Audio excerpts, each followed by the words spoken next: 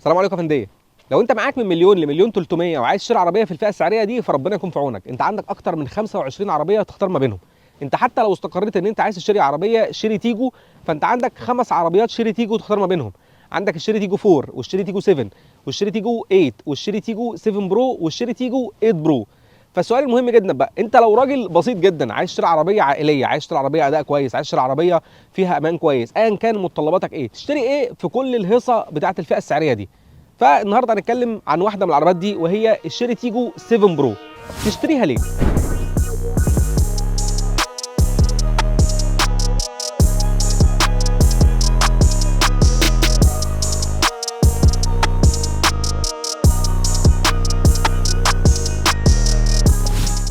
العربيه دي بتصنف انها كومباكت كروس اوفر، فيها فئتين اسعارهم مليون 250 ومليون 350، ودي الاسعار بعد الخصومات بتاعه رمضان ال 100,000 جنيه اللي معموله على العربيه.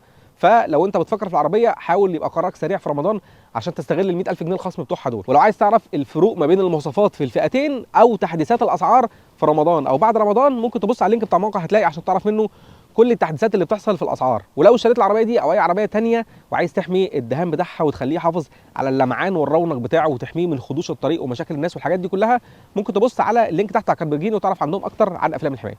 تعالوا بقى نتعرف على ال7 برو بالتفصيل. كل العيله بتاعت العربيات التيجو دي بتتشارك في هذه المؤخره، كل التصميم بتاع ورا ده في العربيات التيجو زي بعض، اختلافات بسيطه جدا ما بينهم وبين بعض، لكن فعليا كلهم بيقدموا نفس الفانوس ده باللاين اللي في النص بعلامه شيري اللي في النص، وايا كان بقى الاسم بتاع تيجو اللي مكتوب هنا عامل ازاي، فكلهم من ورا مش مختلفين عن بعض في حاجه الا حاجات طفيفه جدا. الفرق الحقيقي بيحصل في الحته اللي في النص اللي فيها طول العربيه ما بين العربيات ال7 والعربيات ال8 والعربيات ال4، مين فيهم اطول واكبر، والوش بتاعهم من قدام. الوش بتاعهم من قدام هي الحاجه الاكثر فرقا ما بين العيله بتاعه التيجو دي وبعضها، ومن رايي انا احلاهم شكلا من قدام او اظرفهم واهداهم شكلا من قدام هي التيجو 7. العربيه من بره شكلها ظريف، شكلها عربيه تنفع عائليه تنفع شبابيه شويه. من جوه الكابينه العربيه فيها تجهيزات كتير، فيها سقف بانوراما، فيها كراسي جلد، الكراسي اللي قدام كهرباء، العربيه فيها شاشه 12 بوصه اندرويد اوتو ابل كار بلاي، وفيها كمان شاحن وايرلس، وفيها شاشه عداد 10 بوصه، والعربيه فيها 6 اير باجز من جوه، ولسه هنتكلم عن موضوع الامان ده بالتفصيل قدام شويه. فدي التجهيزات الداخليه اللي موجوده فيها. من بره العربيه فيها كاميرات 360 وفيها مرايات ضم كهرباء وفيها اضاءه ال اي دي بالكامل وفيها شنطه كهرباء مساحتها 475 لتر. وعامة مساحات العربية من جوه كويسة جدا، تاخد 2 3 ورا مرتاحين، 2 يقعدوا قدام، السواق واللي جنبه قاعدين برده مرتاحين، والمسند كبير ما بينهم، والعربية عرضها كبير. صحيح هي فئة فيها عربيات قليلة المناسبة للعيلة، لكن العربية دي بالذات مساحتها من جوه ومساحات التخزين اللي موجودة فيها مناسبة جدا للعائلات. بس المهم تجربة القيادة بقى عاملة ازاي؟ طيب انت دلوقتي عرفت السعر والمواصفات، تجربة العربية بقى عاملة ازاي؟ لأن ده أهم قرار في الشراء بتاع العربية. اول حاجه من اول وضعيه القياده انت قاعد في العربيه عالي، ومهما حاولت توطى في العربيه انت برضو عالي، ودي مش حاجه تحفيزيه او دي حاجه اللي هي بتاعه التنميه البشريه ان هي بتاعه انت فوق وهتفضل دايما فوق، لا، هو انت هنا في العربيه فعلا مهما وطيت الكرسي فانت قاعد عالي. الاحساس الغاطس بتاع العربيه ده مش هتعرف توصل له خالص. غير كده عندك مساحات زجاجيه كبيره، بتشوف من قدام كويس جدا، بتشوف من الازاز اللي وراك كويس جدا برضو، مساحات زجاجيه اللي في الجنب والبانوراما مدخلين شمس في العربيه وبيخلوا الناس اللي قاعدين في الصف الثاني يتبسطوا جدا. مفيش نقط عاميه في العربيه كتير، صحيح القوايم اللي قدام عريضه وكبيره خصوصا في الجنب اليمين ده، وممكن تشكل عائق شويه لو انت بتاخد ملفات او في حد بيعدي جنبك فممكن يختفي خالص ورا القايم، بس الموضوع مش مزعج الى حد كبير. طيب وبالنسبه للاداء، العربيه دي فيها موتور 4 سلندر 1500 سي سي تربو، بيطلع قوه 154 حصان وبيطلع عزم 210 نيوتن متر، ومتوصل بفتيس سي في تي، وده هنتكلم عنه كتير في التجربه دي.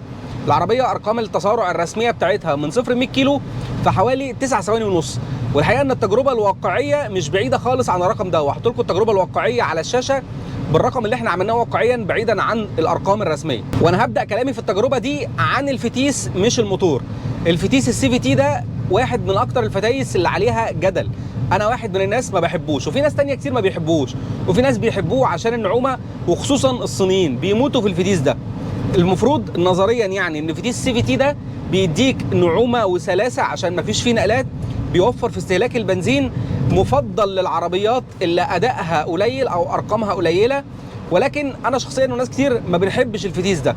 هنا الفتيس ناعم فعلا، بيديك اداء كويس جدا، بيديك سلاسه وانساء العربيه جوه البلد. الفتيس ده المفروض ان مشكلته الكبيره دايما ان هو بيفطس المواتير وبيخليها ميته خالص، بس الحقيقه ان هنا عشان الموتور بيطلع ارقام اداء كويسه، فالفتيس بيديك تسارع كويس تحت ال100، وكمان عنده قدره ان هو يوصل لسرعات عاليه ويشتغل عليها وهو مرتاح ومش زانق الموتور قوي على RPM عالي. وانا كان ليا تجربه سفر مع العربيه على سرعات عاليه شويه والدنيا كانت ماشيه تمام، يعني ما كنتش حاسس ان العربيه بتعاني او الفتيس معجزها الى حد كبير، ودي بالنسبه لي كانت مفاجاه غير متوقعه في الفتيس ده. بس زي ما قلت لك هو تفسيرها ان الموتور اصلا بيطلع ارقام اداء كويسه، فبالتالي الفتيس مش عارف يمارس خنقته المعتاده على الموتور. طبعا ده لا يمنع ان الموتور في الاول فيه لاج واضح جدا، وخصوصا ان الموتور هنا بيطلع العزم بتاعه بدايه من 1750 لفه، فمش عدد لفات قليل، وبيطلع القوه على 5500 لفه، فالموضوع بياخد وقت على ما الموتور يطلع احسن ارقام اداء موجوده عنده. فعشان كده بتلاقي طلعه العربيه بطيئه شويه، بتحتاج تدوس عليها شويه في الطلعه. بعد كده مجرد ما تبيك اب العربيه، مجرد ما تبدا تاخد سرعتها، بتلاقي الاداء كويس جدا، العربيه بتسرع بشكل كويس قوي، مفيش وقت هتحتاج ان انت تتخطى حد او ان انت تدوس فجاه وتحس ان العربيه ميته تحت رجلك، لا بالعكس بتأدي بشكل كويس قوي.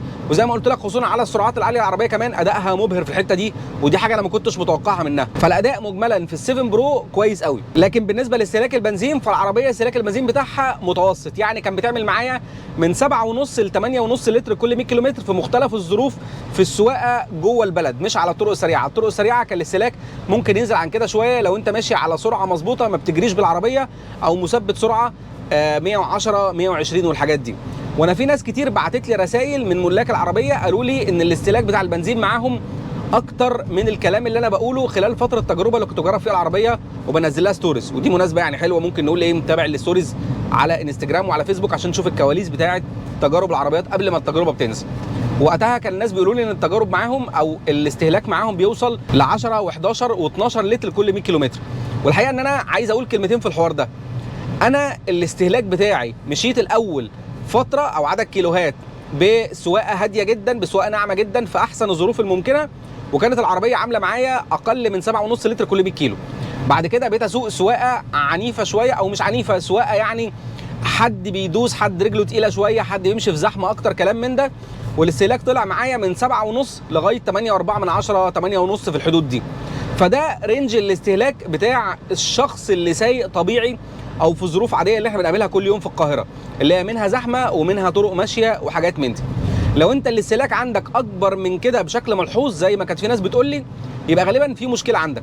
اولا محتاج تستخدم بنزين 95 مش 92، لان ده هيفرق معاك في الاستهلاك. ثانيا محتاج ان انت تظبط رجلك شويه في السواقه، لان انت لو معاك الاستهلاك زي ما الناس بتقول لي 10 و11 لتر والعربيه سليمه ومتاكد ان مفيش فيها مشكله، غالبا انت اللي سواقتك عنيفه شويه او في حاجه في سواقتك رافعه الاستهلاك بالشكل الكبير ده. مش بقول ان المشكله عندك، بس بقول لك من واقع التجربه اللي انا جربتها، لان كان نفس الكلام برضو بسمعه عن العربيه التيجو 8، ولما استخدمتها لقيت ان مفيش الارقام دي في السواقه العاديه اللي انت بتسوقها. فممكن يكون رجلك تقيله شويه، انت بتبقى مستعجل عايز تدوس على العربيه اكتر، عايز تاخد منها اداء احسن، فالدوسان ده بيخلي الاستهلاك يرفع معاك الى حد كبير. فده بالنسبه للاستهلاك. العربيه ما هياش اقتصاديه جدا في استهلاك البنزين، لكن بالنسبه للعربيات الصينيه هي كده بتلعب في المتوسط بتاع الفئه دي، اللي هو من 7.5 ل 8.5 بالكتير قوي 9 لتر كل 100 كيلو. طيب بالنسبه لنظام التعليق في العربيه او العفشه بتاعت العربيه عامله ازاي؟ قولا واحدا هي ناشفه شويتين، وتحس بالنشوفيه دي مجرد ما تركب العربيه وتحرك بيها على سرعات بطيئه وتبدا تاخد بيها مطبات صغيره وحفر صغيره والحاجات اللي انت بتعدي عليها دي وانت خارج من عند البيت طالع على الطريق السريع. العربيه ما بتمتصش قوي نقر مطبات، بتتفاعل مع عيوب الطريق بشكل واضح جدا، بتحس بالدبدبه، بتحس بالتخبيط اللي موجود في الطريق اللي هو حتت عاليه وحتت واطيه. لو اكلت حفره او مطب بسرعه العربيه ما بتعرفش تاكل مطبات، لا يعني بتحس بالحاجات دي كلها. ولكن الموضوع ما هواش مزعج. ليه؟ اولا العربيه فيها كراسي مريحه الى حد كبير، فالكراسي دي بتعزل الموضوع بشكل كويس قوي اللي بيحصل تحت. لسه وانت ماشي هتحس بتفاعلات العربيه مع الطريق، ولكن الموضوع ما بيسمعش في ظهرك يعني، فمش هتبقى ماشي بالعربيه مش مرتاح، لا عادي هتبقى متقبل الموضوع، ولكن هتبقى شايف دايما ان هي ما بتعرفش ان هي تداري المطبات دي. الحاجه الثانيه ان البروفايل بتاع الكاوتش بتاع العربيه كبير، فنوعا ما بيمتص برضو ان الحاجات دي كلها توصل لغايه الكابينه فوق. فاجمالا العفشه ناشفه ولكن ما هياش مزعجه. على جانب الاداء موضوع النشوفيه ده بيوفر العربيه مستوى ثبات كويس جدا. العربيه حتى على السرعات العاليه متماسكه وحاسس انك متحكم فيها بشكل كبير. العربيه عندها قدره ان انت تناور بيها في الطوارئ بشكل كويس قوي. العربيه بتخش الملفات بسرعات كويسه، ولكنها ما هياش اكتر عربيه رياضيه وعربيه تاخد بيها ملفات سريعه. لسه في تمايل في البدن، لسه جسم العربيه بيتمايل، لسه العربيه لو قرصت عليها قوي في ملفات ممكن ظهرها يتزحلق سنه او كده، مع ان فيها اي اس بي وبيلحقها على طول يعني.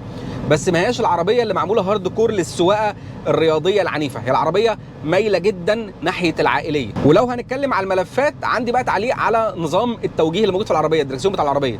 الصينيين غالبا كانوا عايزين يخلوا الدركسيون في العربيه دي تقيل بشكل واضح عشان يديك ثقه اكتر في العربيه ويحسسك بثباتها بشكل اكبر وكده، بس الموضوع افور معاهم شويتين. الدركسيون هنا تقيل شويه زياده عن اللزوم، او تقيل شويه اكتر من ذوقي. حاولت حتى من السيتنجز ان انا ابدله ما بين الكومفورت والسبورت، ولكن ما حسيتش بفرق يذكر. فتقل الدركسيون ده بيديك احساس زائف شويه بالتحكم الشديد في العربيه على السرعات العاليه، ولكن معايا انا كان بيواجهني معاه مشكله ان هو من كتر ما هو تقيل حاسس ان انا التوجيه معايا مش دقيق خالص، حاسس ان انا مش عارف اودي العربيه في الحته اللي انا عايزها بالظبط، او مش واثق ان انا اصلا اخد العربيه يمين وشمال في الحته اللي انا عايزها بالظبط من كتر ما الدركسيون تقيل وبيعافر معايا شويه. فموضوع الباور ستيرنج ده هنا حاسس ان هو احساسه غريب شويتين، هو تقيل بزياده. ولو انت بتحب الدركسيونات التقيله وانك تحس ان العربيه ماسكه في الارض وان انت العربيه حركتها صعبه وبتحكم فيها ومش عارف ايه وبتاع، هتتبسط قوي بيه. بالنسبه لي انا لا، كان تقيل زياده عن اللزوم شويه، كان محتاج ان هو يبقى اخف من كده سنه. بالنسبه لعزل الصوت في شيري تيجو 7 برو، فعزل الصوت الحقيقه جوه العربيه كويس جدا، انت ما بتسمعش الضوضاء الخارجيه، اصوات الهواء بتاع الطريق من بره ما بتسمعهاش الا بدايه من السرعات المتوسطه اللي هي 80 فما فوق. العربيه مستوى العزل بتاعها عن العيوب اللي بتحصل تحت الطريق الى حد ما كويس. العربيه عامه مستوى العزل فيها كويس ويديك تجربه الهدوء اللي انت مستنيها لو انت بتحرك العربيه كتير جوه البلد او بتسافر العربيه او كده. اما بالنسبه للتكييف فالعربيه الصراحه انا جربتها شويه شتاء وشويه صيف زي ما انتم شايفين. احنا كنا الاول بنصور بجاكيت، بعد كده بقينا بنص كم. ففي الكام يوم الحر اللي جربتهم فيها في اخر التجربه دي، العربيه كان ادائها كويس قوي في موضوع التكييف ده. يعني كان التكييف بصراحه بيبرد الكابينه بسرعه، بيوزع الهواء بشكل كويس، ما كانش عندي اي مشكله معاه. فاداء التكييف بالنسبه لي كان كويس جدا. ونيجي بقى للامان. العربيه دي واحده من الاختيارات القليله جدا اللي موجوده في الفئه السعريه دي اللي ليها اختبارات امان غير الصينيه. العربيه دي واخده 5 نجوم في الاستراليان انكاب في اختبارات الامان الاستراليه، ودي حاجه ممتازه جدا. ودي واحده زي ما قلت لك من العربيات القليله جدا الصينيه اللي موجوده في الفئه السعريه دي اللي ليها اختبارات بره الصين اصلا. فدي نقطه ايجابيه جدا جدا، خصوصا انها عربيه عائليه وموضوع الامان ده فيها مهم. العربيه بتيجي من اول فئه ب4 ايرباجز واي بي اس منع غلق فرامل، اي بي دي توزيع قطر فرامل على العجلات، اي اس بي نظام ثبات الكتروني، وتي بي ام اس نظام مراقبه ضغط الاطارات، وهيل ستارت اسيست. العربيه ما بتريحش منك على المطالع لو انت بدات الحركه من على مطلع، وهيل ديسنت كنترول. العربيه برضو بتتحكم في سرعتها على المنازل عشان ما تجريش منك وانت نازل على المولات والحاجات دي. فمستوى التجهيزات الامام فيها كويس قوي. من اول الفئه الثانيه بيزيد كمان على الحاجات دي، بدل 4 ايرباجز بيبقوا 6 ايرباجز، فده يعتبر زياده في الامان، ولو اني كان نفسي ان يبقى عدد الايرباجز واحد في الفئتين. العربيه هنا بقى مفيش فيها تجهيزات امان نشطه خالص، مفيش فيها اكتف سيفتي خالص. ده موجود في اختها الاكبر ال8 برو، فدي برضو نقطه كانت محتاجه انها تتظبط فيها، خصوصا ان في منافسين كتير فيهم موضوع الاكتف سيفتي ده، فكان ممكن يتضاف لها الموضوع ده. طيب الخلاصه في شيري تيجو 7 برو، تشتريها امتى وما تشتريهاش امتى، ولا هي قيمه مقابل سعر ولا لا؟ الحقيقه ان العربيه بعد التخفيضات الاخيره دي بقى سعرها منافس جدا للعربيات اللي معاها في الفئه دي، خصوصا انها فعلا بتقدم اللي العيله محتاجاه من وسع ومن تجهيزات ومن مستوى امان ومن اداء وكل الحاجات دي. فالعربيه تشتريها لو انت بتدور على عربيه ادائها كويس، عربيه مستوى التجهيزات فيها كويس، عربيه مستوى الامان فيها كويس، عربيه واسعه من جوه، وعربيه فيها شنطه كبيره، وعربيه واخده 5 نجوم في خطوات الامان. والعربيه من العربيات المتميزه في فكره انها بقى لها فتره في السوق، في قطع غيارها وصيانتها متوفره واسهل من كتير من منافسينها. دي النقطه المهمه جدا في العربيه. ما تشتريهاش امتى؟ ما تشتريهاش لو انت عايز عربيه في الفئه السعريه دي مرتكزه على فكره الاداء الرياضي، تديك اداء رياضي وممتع وسريع والحاجات دي، هي مش مركزه في الحته دي. او عايز عربيه فيها امان نشط في الفئه دي، او عايز عربيه يكون شكلها جديد وحديث، لان العربيه دي مش من الفئه الجديده. دي ميزه للناس اللي عايزه موضوع اسعار صيانات وقطع غيار اقل، ولكن عيب للناس اللي عايزه احدث حاجه نزل السوق. العربيه دي اقدم عربيه في الفئه دي، وده مديها افضليه كتيره في السوق، ولكن على مستوى الشكل مخليها اخر واحده تقريبا في التصميم بتاع الفئه دي. بس كده، دي الخلاصه عن التيجو 7 برو. وقولوا لي كده لو عندكم اي اسئله ثانيه عن العربيه او عايزين تعرفوا عنها اي حاجه ثانيه، وقولوا لي ايه المنافس المفضل بالنسبه لكم في الفئه السعريه دي. ولو انت تشتري عربيه للعيله، هل 7 برو تبقى اهم اختيار بالنسبه لك، ولا لا. ما تنسوش بقى تعملوا لايك وشير الفيديو ده، ما تنسوش تابعونا على بقيه المنصات اللي بنقدم عليها محتوى تاني غير الفيديوهات الطويله دي، وما تنسوش بقى تشوفوا احدث العربيات اللي احنا ممكن نجربها خلال الفتره الجايه، وتقولوا لنا عايزين نجرب ايه تاني، تكتبوا لنا في الكومنتات وان شاء الله هنرد عليكم. بس كده، شكرا لكم، مع السلامه.